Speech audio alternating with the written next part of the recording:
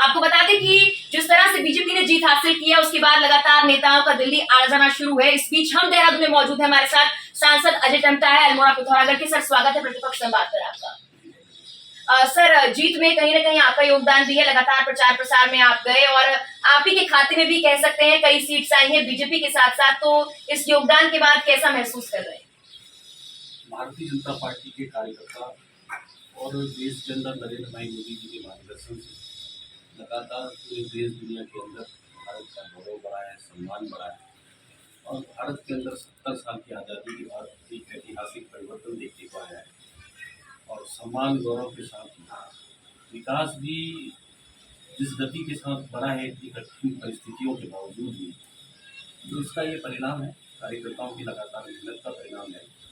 नरेंद्र भाई मोदी जी और हमारे युवा मुख्यमंत्री पुष्कर धामी जी समेत सभी लोगों का योगदान, कार्यकर्ताओं का योगदान रहा है।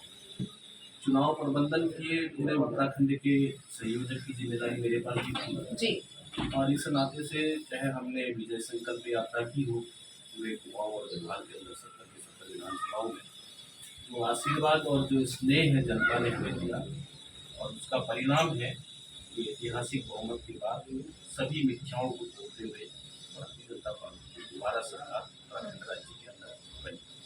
ये अपने आप में सौभाग्य है।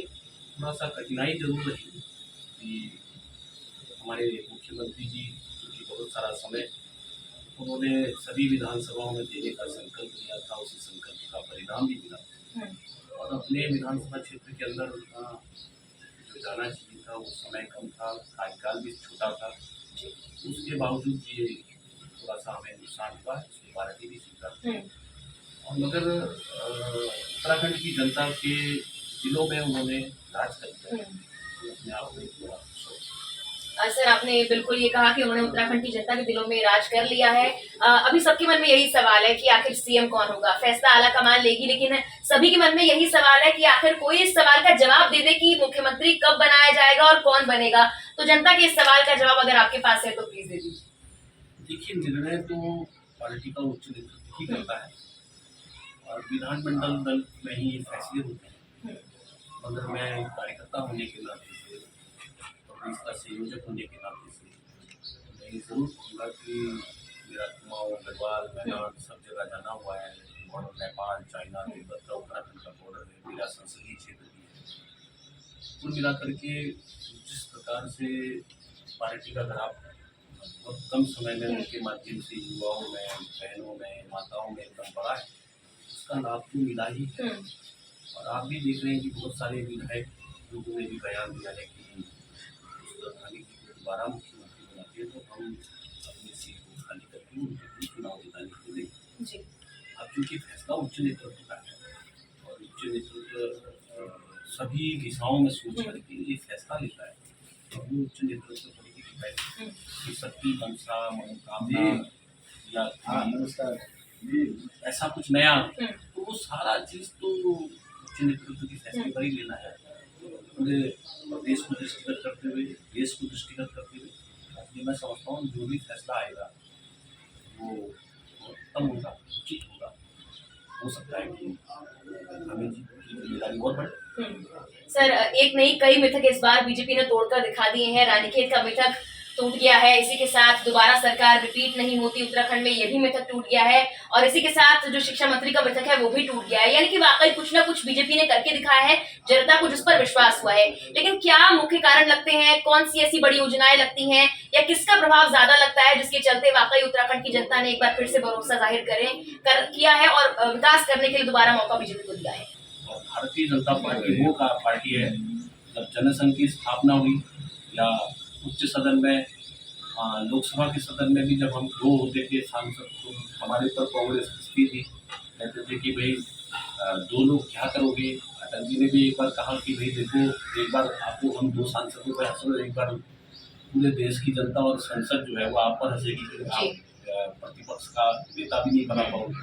तो ये सारे मिथक टूटे और ये भारतीय जनता पार्टी की कार्य पद्धति, कार्य प्रणाली, इस कार्य प्रणाली का एक बहुत बड़ा प्रयास हमने जनता के सामने दिखाया है कि भारतीय जनता पार्टी निरंतर नित्य प्रतिदिन काम करती है, कार्यकर्ता नित्य प्रतिदिन काम करते हैं और आपने जैसा बोला कि सरकार को लाने में विशेष अहम भूमिका क्या रही है, तो मैं आपको बताना चाहता हूँ कि कभी हम सोचते थे कि पहाड़ों के अंदर भी रेल जाएगी।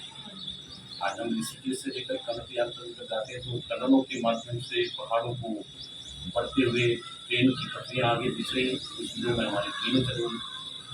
रामनगर से चौखिया गैरसैंण का सर्वे चल रहा है, बागेश्वर से टनकपुर का सर्वे का काम हो रहा है, पैसा मिल गया है। तो ये सब काम ऐसे हैं जिसमें लगता है कि पहाड़ में भी ट्रेन का आना और वेदर रोड का आना, हर गांव तक सड़कों का जाना, मेडिकल कॉलेज काफ़ी बड़ा अल्मोड़ा जैसे इंटीरियर इलाकों में बनना, ये एक अपने आप में प्रमाण है।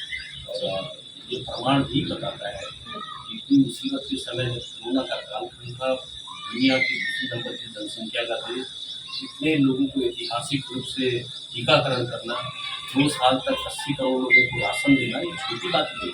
ये सबका प्रयास है। सबको लगता है कि देश के एक एक व्यक्ति को लगता है कि वो अपने पर उतना कम विश्वास करता है, अपने परिवार में भी उतना विश्वास नहीं करता, मगर वो नरेंद्र भाई मोदी पर विश्वास करता है कि मोदी जी हैं तो मेरे को आने वाली हर कठिनाई को, मुझे लगता है कि वो मेरे परिवार के मुखिया के नाते मोदी जी अब पूरे देश के मुखिया के नाते काम कर रहे हैं। हर आदमी को अपना मुखिया, हर गरीब अपना मुखिया किसी को मानता है तो मोदी जी को मानता है।